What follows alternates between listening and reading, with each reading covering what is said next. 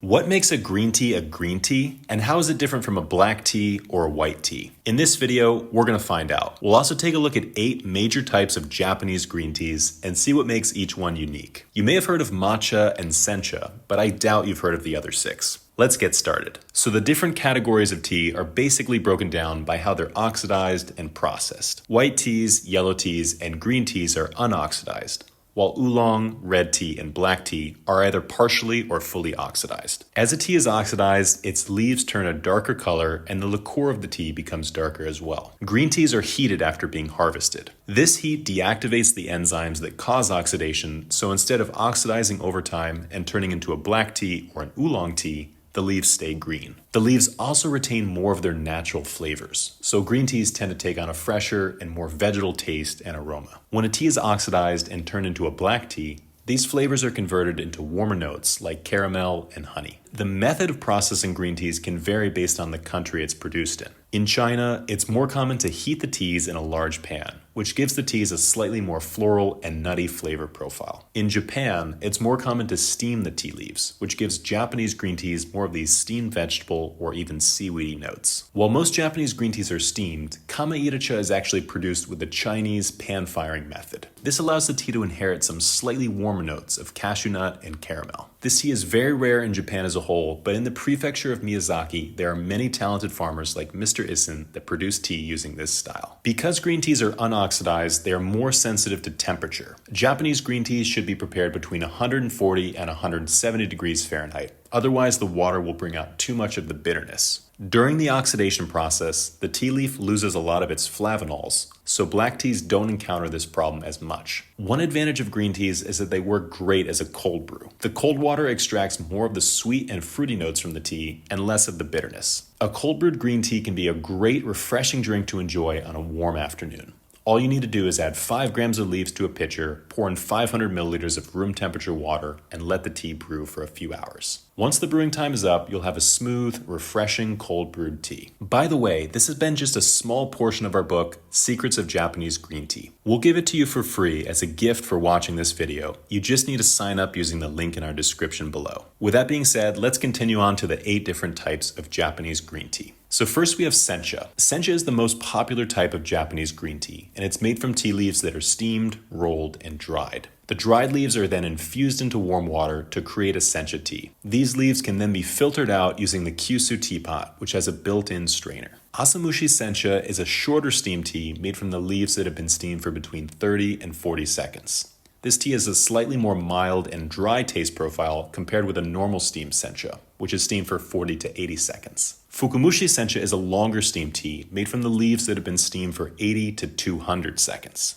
During this longer steaming process, the tea leaves of the Fukamushi Sencha are broken down even further, allowing more of the leaf to flow into the cup. This produces an intense, cloudy green infusion and a strong vegetable or even fruity flavor. Next we have Bancha, the second most popular tea in Japan. Bancha is made from the older leaves and stems of the tea plant, and it can also be made from later harvests. This tea is meant to be inexpensive and accessible to people all around Japan. Bancha is often drunk after a meal because it's thought to help with digestion. This might have to do with the higher mineral content of the more mature tea leaves. You can feel this minerality in the taste as well as the texture of the tea, as it produces a slight tingling sensation on the tongue. Bancha is a great tea for the whole family. It's alkalizing, so it's easier on the stomach, it has a lower caffeine content, and a higher iron content. Normally, it's not so good to give green tea to young children, but this one is often drunk by kids because it's so low in caffeine. You can also drink it later in the day without being kept up all night. Next, we have Shincha. Shincha is made using the leaves from the first picking of the season. These leaves are the youngest, freshest, and are also known for having the highest concentration of nutrients in them. This tea has become famous for its taste and its seasonality, and there is an excitement that builds each year. The flavors of the Shincha tea can be described as tart and savory, but there is also some sweetness to the tea as well. The tartness comes from the catechins in the tea, and the sweet and savory flavors are due to the theanine. The taste of Shincha tea is quite complex, with these smoother and sweeter tones battling these tart or slightly astringent notes. Each sip of this tea is a little bit different, and it leads to an enriching tasting experience. Next, we have Gyokuro.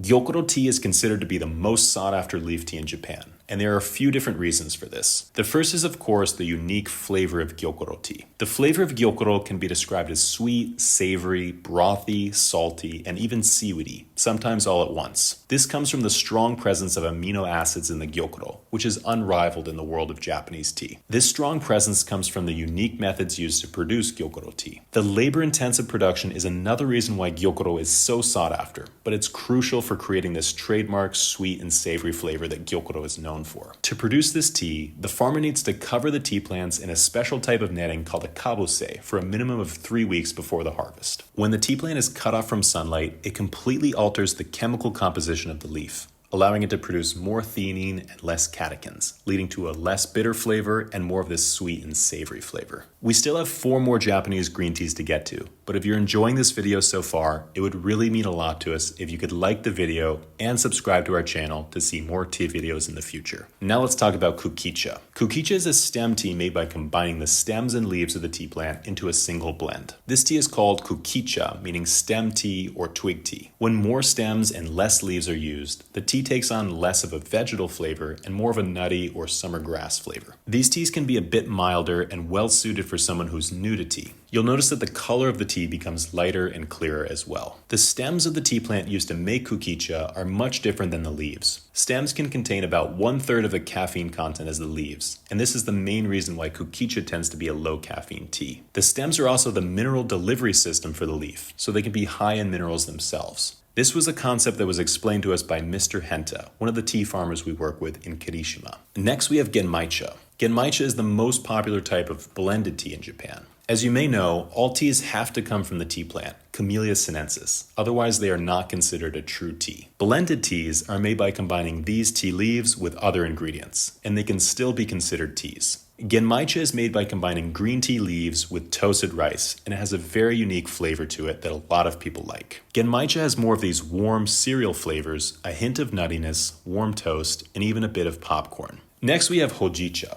Hojicha is a special type of roasted green tea. The leaves are roasted in either a large pan or in a roasting machine. While it's common for Japanese green teas to be heated at many different stages in the production process, this heating is usually done at a very low temperature and it's used primarily for drying. What makes Hojicha unique is that the heat applied is far more intense and it's done for a longer time. This completely transforms the tea leaf and turns the color from green to brown. You'll also notice much darker tasting notes in Hojicha, like chocolate, caramel, and coffee. Finally, we have perhaps the most famous Japanese green tea, and that's matcha. Matcha is essentially made by grinding tea leaves into a fine powder in a large stone mill. This tea has been consumed in Japan for over 1,000 years. But a high-quality matcha can't be made from just any old tea leaves. The tea plants used to make matcha are shade-grown for 3 to 4 weeks before the harvest, and the stems and veins are removed during the processing. As we mentioned before in the Gyokuro section, this shading process makes the tea leaves sweeter and smoother in flavor. Once the leaves are harvested, dried, and processed, and the stems are removed, the tea can be ground into a fine powder in a large stone mill. It takes this mill an entire hour just to produce 50 grams of this precious matcha powder. So now you know why high-quality matcha is so expensive. It takes so long to produce. Thank you all so much for taking the time to watch this video. If you liked the video, you're really going to like our book, Secrets of Japanese Green Tea. Again, you can get it for free. You just need to sign up using the link in the description. If you're interested in trying any of the 8 teas that we mentioned in this video, you can find them all at neoteas.com. After traveling around Japan for the past few years, we've met with dozens of farmers and sampled hundreds of different teas. We've ultimately selected a small handful of our favorites, and we're so happy to share them with all of you. It would really help to support this channel if you could visit our website and try a few of your favorite teas. Until then, we'll see you next time.